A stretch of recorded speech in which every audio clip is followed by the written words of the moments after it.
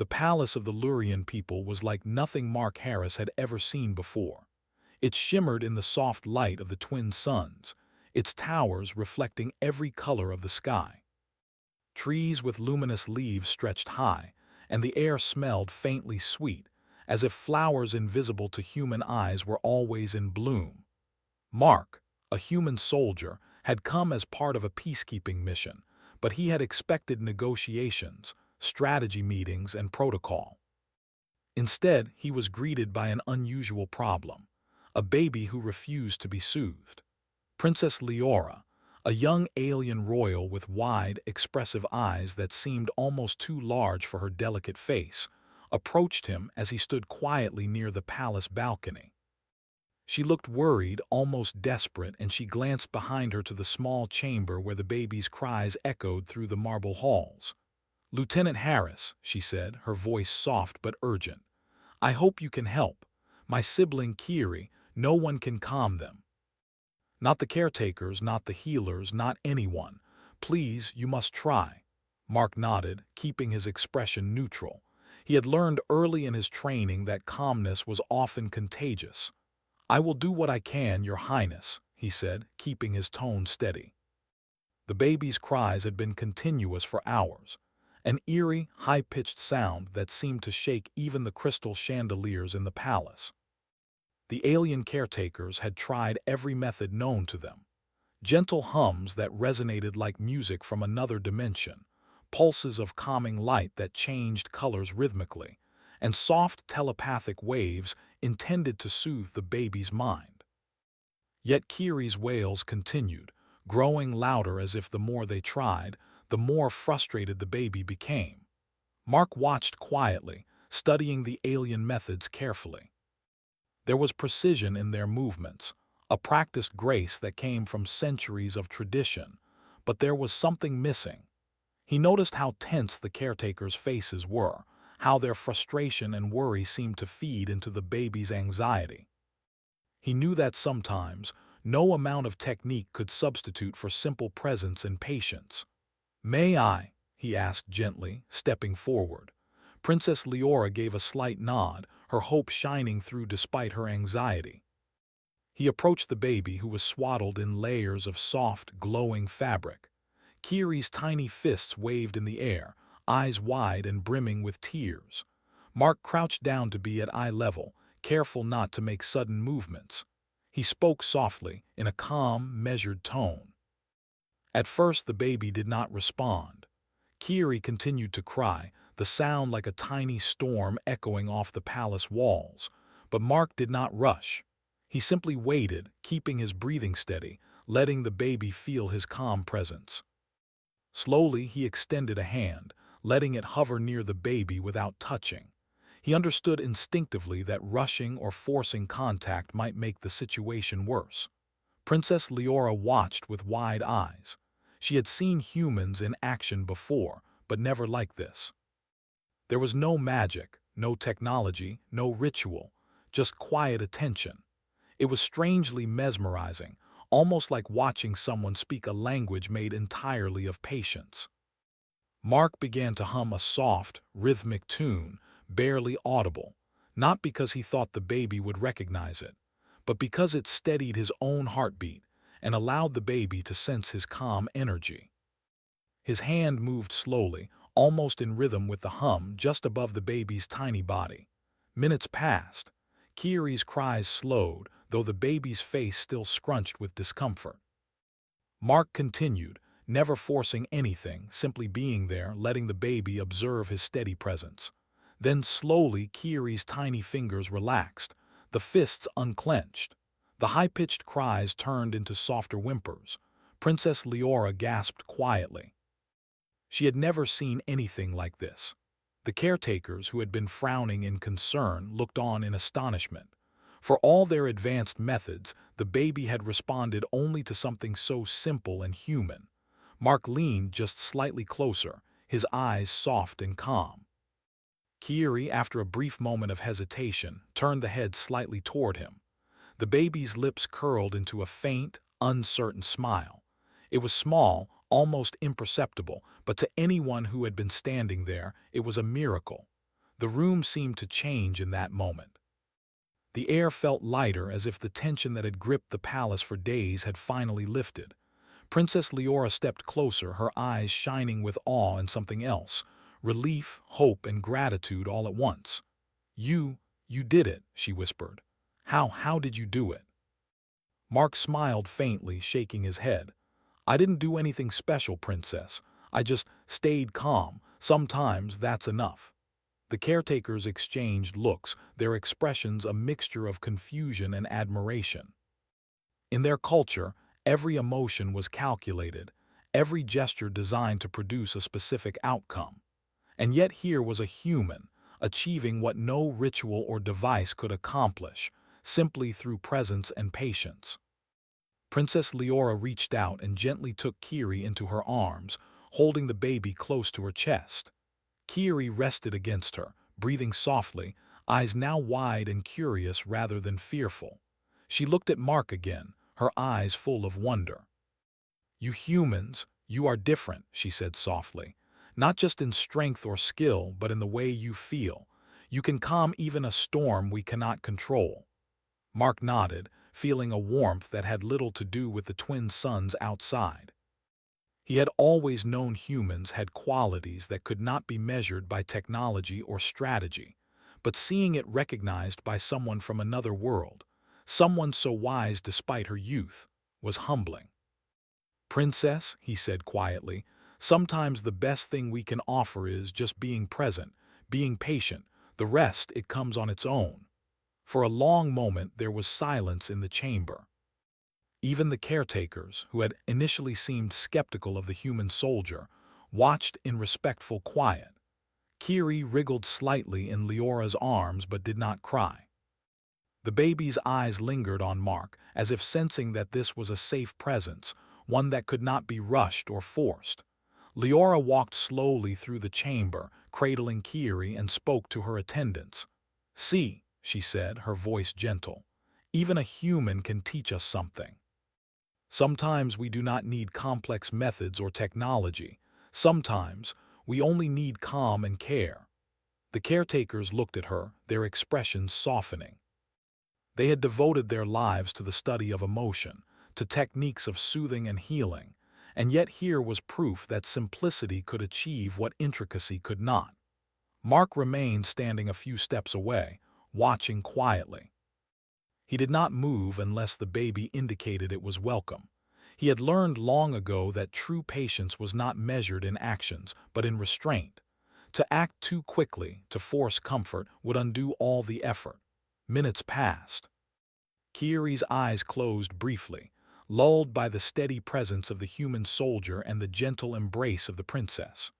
The room, once tense with frustration and worry, now hummed with a sense of calm. Even the palace walls seemed to absorb the quiet, reflecting back a softer, gentler energy. Princess Leora turned to Mark once more. "I want to learn this," she said, her voice firm but full of curiosity. "Not just for Kiri, but for my people. I want to understand humans better, to see how your ways can help us in ways we have never imagined." Mark nodded, a smile tugging at his lips. "I would be honored, Princess. But remember, it's not a secret method. It's just human nature, patience, presence, care. We do it without thinking because it's part of who we are." The princess considered this carefully. "Then I must watch and learn," she said. "And perhaps share this with my people. Maybe they will see that humans are not only strong but gentle in ways that matter." Mark allowed himself a small sigh of relief. He had faced many challenges in his career, but none quite like this. It was not a matter of tactics or combat skills, but of quiet understanding. He had learned that true influence, the kind that crossed species and cultures, often came not from strength or technology, but from calmness and empathy. As Kiri's eyes fluttered open again, focusing on the soft features of Princess Leora, Mark realized that this small moment could change the relationship between their two worlds. A single act of patience had bridged a gap that had seemed impossible. And for the first time, he understood why humans had endured, thrived, and been respected across the galaxy. It was not only because of their skill, but because of their hearts.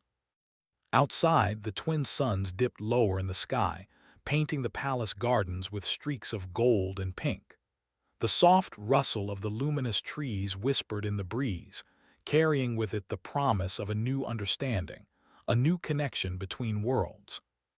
Princess Leora looked down at Kiri, whose tiny fingers wrapped around her own. "You are learning, little one," she murmured. "And so are we, all of us. Perhaps humans will teach us more than we ever imagined." Mark stepped back, giving them space, and watched quietly. He did not need applause or recognition. The moment itself, the quiet calm he had been able to offer, was reward enough. And as he turned to leave the chamber, he carried with him a sense of pride that was subtle, steady, and deep. For the first time in days, Kiri's cries had ceased completely. And in that silence, in that stillness, the palace seemed to breathe easier. The humans had arrived as soldiers, but through patience and care, they had shown something even more powerful: the ability to soothe, to understand, and to connect in ways no technology could replicate. And so the bond began, not only between a soldier and a baby, or a human and an alien princess, but between two worlds bridged by something as simple and as profound as calmness and empathy. The next morning, the palace seemed different to Mark.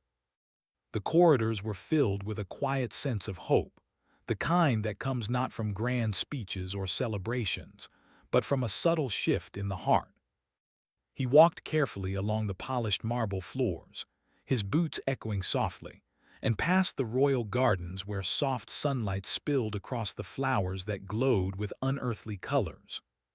For days he had watched the princess, her caretakers, and the baby struggle with what had seemed impossible. And yet now, after a single quiet moment of presence, everything had changed. Princess Leora met him in the gardens, her eyes bright and attentive. Kiri was in her arms, wrapped in the same soft, glowing fabric, but this time the baby was calm, looking around with wide curiosity instead of frantic fear. Mark smiled quietly. The baby's trust was remarkable. Even the smallest of human gestures had resonated with something deep in Kiri's being. "You came early," Leora said. "I wanted you to see something, not just the baby, but my people." She led him to a small pavilion where a group of alien teachers and caretakers had gathered. Their expressions were careful, reserved, but there was curiosity in their eyes, a desire to understand what had occurred yesterday. "I wanted them to observe," Leora continued, "because what you did, it may help us more than you know. We have many problems here, problems of emotion, of patience, of understanding each other, and perhaps humans can teach us in ways we never imagined." Mark inclined his head, keeping his tone calm. "I am happy to share what I can, Princess. But I am not sure it is something that can be taught. It is just human instinct, I suppose. Patience, observation, care, that is all." The caretakers exchanged glances. One of them, a tall alien with pale, shimmering skin, stepped forward. "Lieutenant Harris," he said carefully, "your method yesterday, our rituals and techniques failed. And yet you succeeded. I do not understand how. Will you explain?" Mark considered for a moment. "I didn't do anything special. I just stayed calm. I paid attention to the baby, moved slowly, and let the baby decide what was safe. That's what humans do. We trust presence and patience more than ritual or devices. Sometimes that is enough." The alien's large eyes blinked, almost in disbelief. "Presence and patience, nothing more." "Yes," Mark said simply, "nothing more. No force, no technology, no magic, just being calm and attentive. Letting the baby feel that they are safe, letting them understand they can trust you." Princess Leora nodded slowly. "It sounds simple, yet it is difficult. We are taught to solve problems with knowledge, skill, devices, tradition. We rarely stop and simply exist with someone, but you did, and it worked." Kiri made a small cooing sound, reaching out with tiny hands. Mark smiled. The baby's eyes focused on him briefly, and he felt a sense of connection, subtle but profound. It was a small thing, yet it carried weight far beyond the walls of the palace. You see, Leora said, holding Kiri close. Even the baby recognizes it. You are different. Humans can connect in ways we cannot imagine. Your strength is not only in your bodies but in your hearts. That is why Kiri calmed. The caretakers murmured among themselves, the sound gentle but full of curiosity. They had devoted their lives to the study of emotion and ritual, yet they had never encountered a solution like this. Some frowned in thought, others simply watched, unsure how to respond to this new perspective. Over the next few hours, Mark demonstrated small techniques, quiet presence, slow movements, soft speech. The baby watched him carefully each time, reacting with curiosity rather than fear. Princess Leora followed closely, asking questions, observing intently. She wanted to understand every detail, not to copy the humans, but to learn the essence of what made them so effective. "You do not rush," she said finally, her voice reflective. "You do not force comfort. You simply wait and the baby responds. It is not a lesson we are taught. It is a way of being," Mark nodded. "Exactly. Sometimes the best solution is to stop trying to solve everything at once. Just be present. Listen with more than ears. Watch with more than eyes. Let the other person or being feel safe." The royal caretakers began to practice under Leora's guidance. At first, their movements were stiff and awkward. Their ritualistic methods were so ingrained that it was difficult to let go of gestures they had believed essential. But slowly, gradually, they learned to ease, to breathe, to wait. Kiri, watching the humans and the caretakers alike, seemed to sense the difference. The baby's fussiness became rare, replaced by calm observation and quiet exploration. Leora watched her people, her eyes soft with pride. She realized that humans had brought more than a solution to a single problem. They had introduced a new way of thinking, a new way of connecting, a new path for understanding emotions that transcended species, culture, and tradition. "You have changed something here," she said to Mark quietly as they watched Kiri reach out to touch a small, glowing flower. "Not just for my sibling, but for my people. We have learned that strength is not only in action or skill, but in patience and care. That is human strength," Mark smiled. "I hope it helps, Princess. That is all I wanted." Over the next few days, the palace began to feel lighter. The once dense corridors echoed with quiet laughter, soft footsteps, and the hum of curiosity. The caretakers practiced their new understanding, blending it with their traditions, finding balance between old methods and new presence. And Kiri thrived, curious and confident, comforted not only by Leora, but by the calm energy humans had introduced. Mark found himself invited to meals with the royal family, discussions with the advisors, and walks through the gardens. He met scholars, engineers, and artists, all fascinated by the human way of connecting, solving, and observing. Many of them asked him questions not about combat or technology, but about emotion, patience, and empathy. They wanted to understand what made humans capable of soothing when nothing else could. One evening, as the twin suns set and painted the sky with streaks of violet and gold, Princess Leora walked beside him through the palace gardens. Kiri was nestled in her arms, eyes heavy with sleep.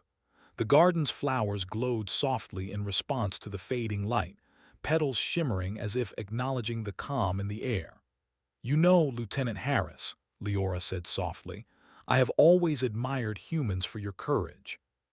Your skill in battle, your bravery, but now I see another form of courage. The courage to be patient, to trust in stillness, to connect without force. That is remarkable." Mark shrugged lightly, a modest gesture. "It is something humans learn over time. Not everyone does it well, but many try. Sometimes that is enough to make a difference." Leora nodded thoughtfully. "It is enough, more than enough. You have taught us that even the smallest gestures, the quietest presence can change lives. Not through power, not through technology, but through understanding. That is beautiful." They walked in silence for a moment, the soft glow of the gardens reflecting on their faces. Kiri stirred slightly in Leora's arms, opening one eye to look at Mark. The baby's gaze was calm, trusting, and it seemed to mark a silent recognition of the human who had made all the difference. "Do you think humans always have this gift?" Leora asked finally, her voice curious. Mark considered it. "Not always, but humans are capable of it.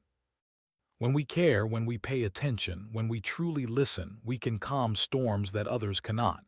It is not a gift in the sense of magic. It is a choice, a practice, a part of who we are. Anyone can do it if they try."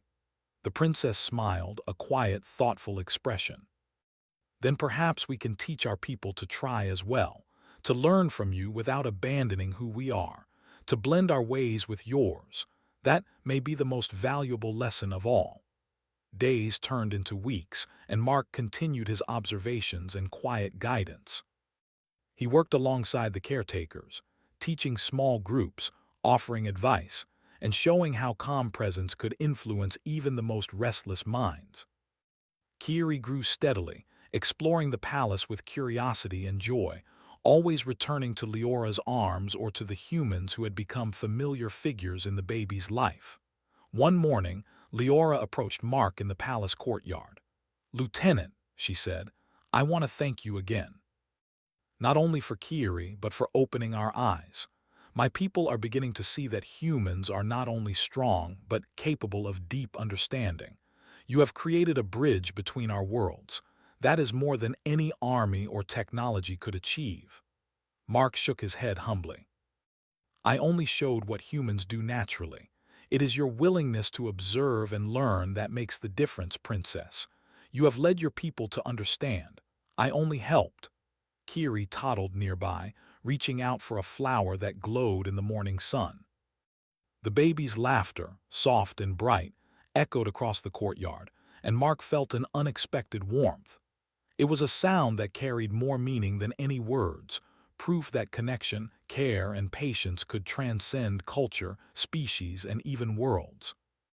Leora watched the baby and then turned to Mark. "I think we are only beginning," she said. "Humans have much to teach, but perhaps we can teach in return.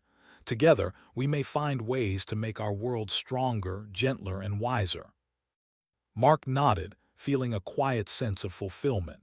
He had come as a soldier, trained for strategy and conflict, but he had learned something far greater. The true power of humanity was not in combat or technology, but in empathy, patience, and presence. That power, he realized, could change the universe in ways that weapons never could. The twin suns rose high above the palace, casting light across the gardens, the marble corridors, and the glimmering towers. Birds or creatures that seemed like them flitted between the luminous trees, chirping softly. The palace hummed with life, calm and steady. Princess Leora knelt beside Kiri, who had picked a small glowing flower and offered it to Mark. The baby's smile was bright and genuine, the kind that carries hope, trust, and the promise of new beginnings. Mark accepted the flower gently, kneeling to the baby's level. "Thank you, little one," he said softly. "You've taught us too." The princess watched, her eyes filled with wonder. She understood now that strength came in many forms. The courage to fight, the wisdom to plan, and the heart to connect, these were all forms of power. And humans, she realized, had mastered one of the most important powers of all, the ability to reach out, to soothe, and to care.